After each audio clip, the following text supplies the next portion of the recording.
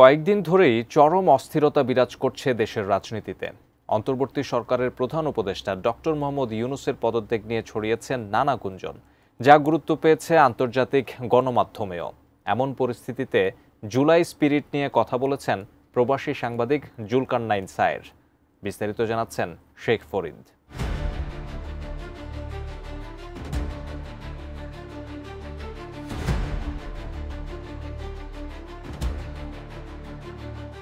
BNP নেতা ইশরাক হোসেনকে mayor হিসেবে শপথ পাঠ করানোকে ঘিরে গত এক সপ্তাহে রাজধানীতে অচল অবস্থার সৃষ্টি হয়। এমন অবস্থায় ঢাকার 2 সিটি কর্পোরেশনে নির্বাচন দেওয়ার কথা ভাবছে অন্তর্বর্তী সরকার। এ খবর ছড়িয়ে পড়ার পরই সামাজিক মাধ্যমে শুরু হয় নানা আলোচনা। নির্বাচন হবে এমন আশায় অনেকেই নিজের পছন্দের প্রার্থীর নাম জানাচ্ছেন, আবার কেউ কেউ কার সঙ্গে কার প্রতিদ্বন্দ্বিতা হলে ভালো হবে তা নিয়ে পোস্ট করেছেন।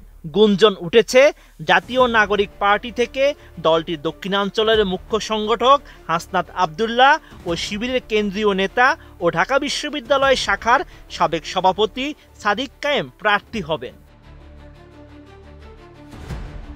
এমন পরিস্থিতিতে ছাত্র উপদেষ্টাদের নির্বাচনে অংশগ্রহণ নিয়ে কথা বলেছেন প্রবাসী সাংবাদিক জুলকারনাইন সায়ের। 23 মে নিজের ভেরিফাইড ফেসবুক আইডিতে দেওয়া এক স্ট্যাটাসে এসব বিষয়ে কথা বলেন তিনি। RICL TMX, যুগের পর যুগ স্থাপনা থাকে মজবুত। ফেসবুকে জুলকারনাইন সায়ের লিখেন, গত বছর 8 আগস্ট অন্তর্বর্তীকালীন সরকার গঠনের একদিন পর 9 আগস্ট সার্জিস আলম একটি ইন্টারেস্টিং স্ট্যাটাস লিখেছিলেন। সেখানে তিনি লিখেন, নাহিদ এবং আসিফের মন্ত্রিত্ব গ্রহণ দেশের মানুষের স্বার্থে এক ধরনের আত্মত্যাগও বটে, কারণ অন্তর্বর্তীকালীন সরকারে থাকার ফলে তারা সামনের নির্বাচনে অংশগ্রহণ থেকে বিরত থাকতে বাধ্য হবেন।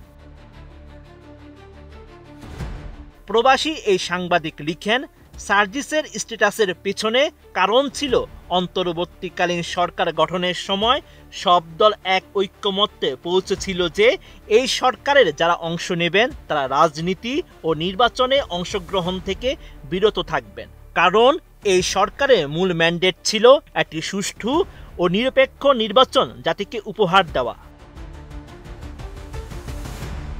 ছাত্র উপদেষ্টাদের নির্বাচনে অংশগ্রহণ নিয়ে তিনি লিখেন, কিন্তু আশ্চর্যের বিষয় হলো সেই অঙ্গীকার ভেঙে নাহিদ উপদেষ্টা থেকে পদত্যাগ করে নতুন দল গঠন করলেন। তিনি তো অবশ্যই নির্বাচনে অংশ নেবেন, আসিফও নির্বাচন করবেন, এটাও মোটামুটি নিশ্চিত।